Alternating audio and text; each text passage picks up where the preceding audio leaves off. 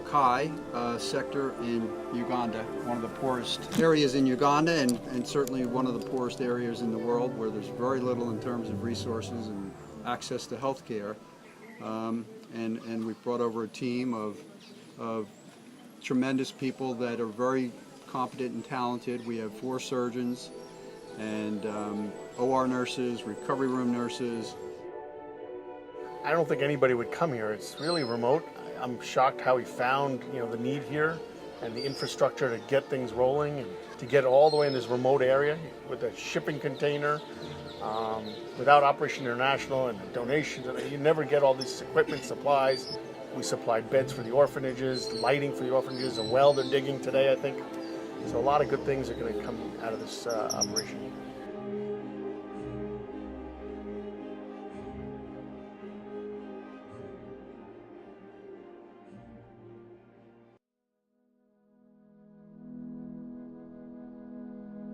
From the children who come in with congenital deformities to children who come in with burns. You increase their functional participation in everyday activities. You help them overcome their social problems in many instances.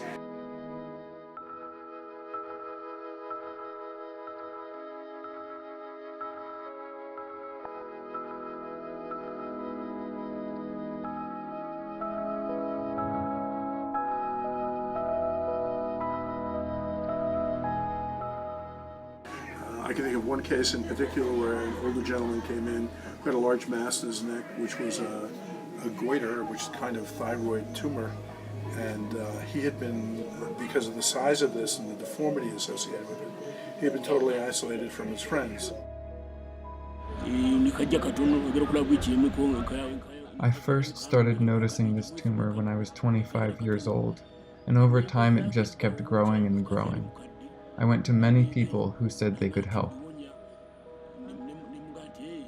One old woman in my village said she could cure me. She cut into my neck with a razor blade and then added local herbs. She did this a few times, but it didn't help.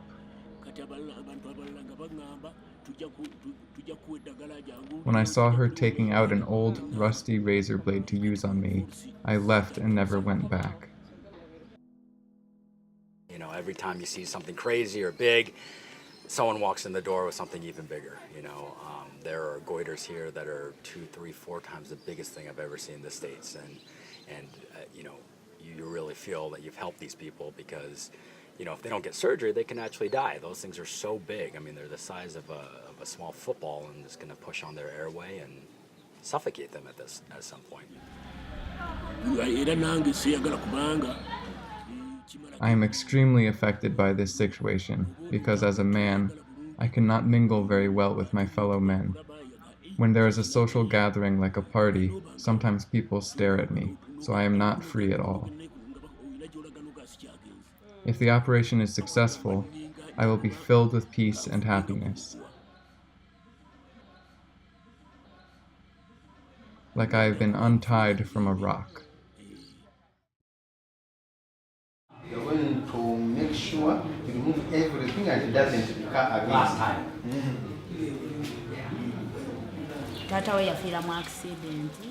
Shortly after her father died in a car accident when she was a baby, Daphne started developing a swelling on the side of her neck. The swelling continued to grow, and I took her to a doctor who removed it. But after a while, it just grew back. My daughter's sickness has brought us a lot of hardship. She has been operated on 3 times, and we have spent a lot of money with no success. Right now I am not working, and when my husband died, he left me pregnant. So I had just about given up on my daughter. But when I heard about this group of Americans, I wanted to give it one last try. On the 3rd day of our mission, and things were really crazy and busy, and I had been seeing a lot of very sick newborns, neonates, toddlers. This one particular incident I'll never forget.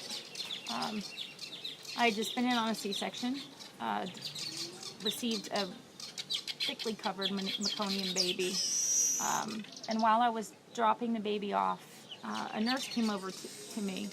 She wanted to show me this baby who had been born with asphyxia.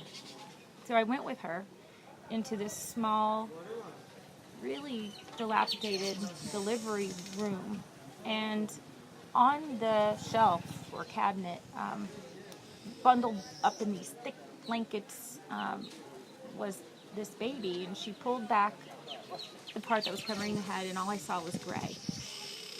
And she didn't seem nervous or upset, so I thought she was showing me a baby that had passed away. And she walked back to the mom who had just delivered, and I looked at the baby, and all of a sudden the baby just gasped, like, and then nothing. And they did it again, so I immediately assessed him. His heart rate was in the low 60s, 50s. Severe respiratory distress, and the baby had essentially just been set aside to die, because I think it's so common here that they don't expect anything different. So I picked up the baby, and I literally ran to the building where the surgeries were being done in the theater, and went to Jaron, our anesthesiologist, and trying to figure out, do we proceed? How do we proceed? This baby was very critical. I felt that we should at least give this baby a shot and intubate the baby.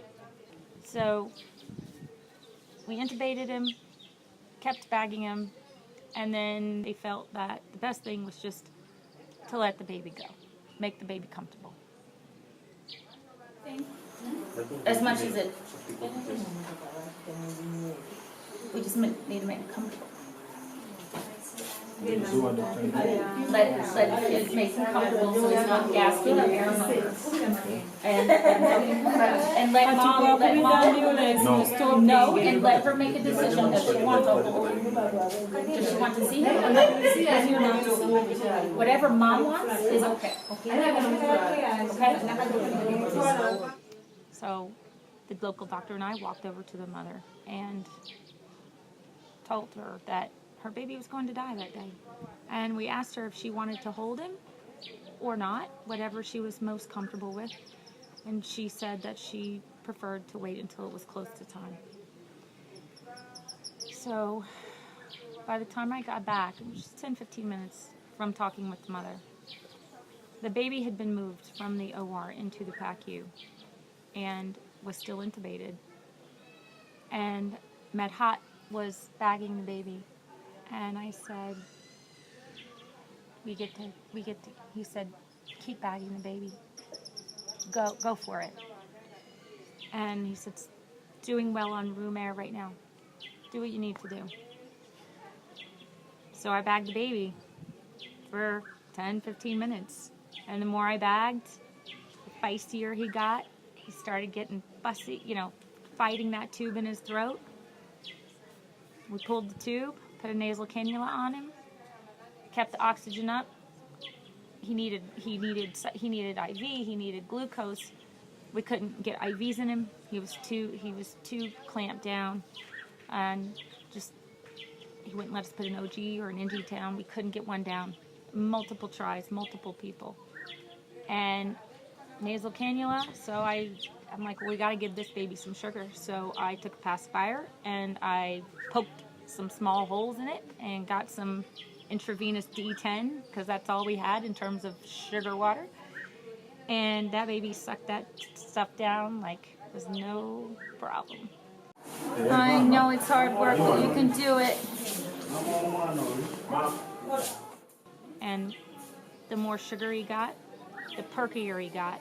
And he was feisty and strong, and his tone was good, and he was pink, and he was proving us wrong. He's like, I have another plan. Oh, that's good. I've got things to do in this world.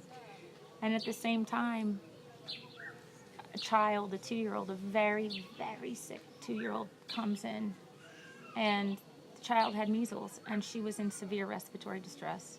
And we put her on one of the beds that was right next to this new baby's bed. And we knew this child wasn't going to survive. But we were doing what we could. And she died after being there for under an hour. And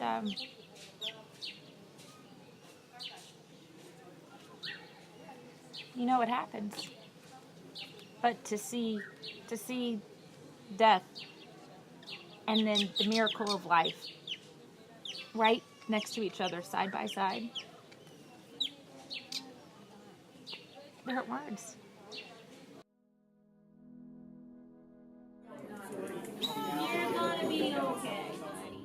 The only thing we can say when our time has come and it's the end of life is how much good have we done for other people?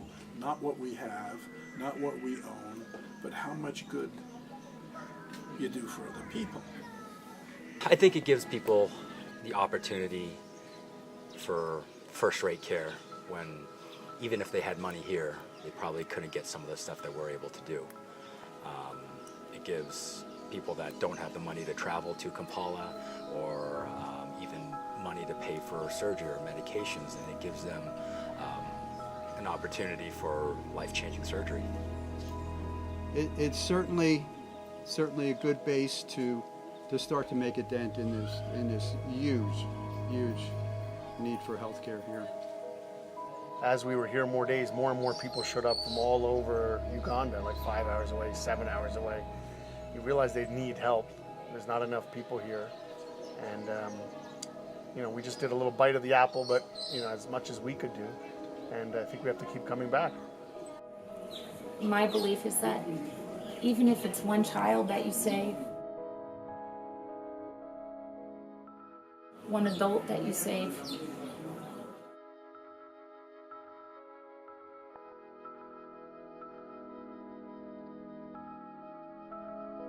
the kids, especially of all ages, they're our future. And they're seeing these examples. They're seeing what can happen. And if we influence just one kid who wants to grow up and make a difference, that's how it starts. It all starts with baby steps.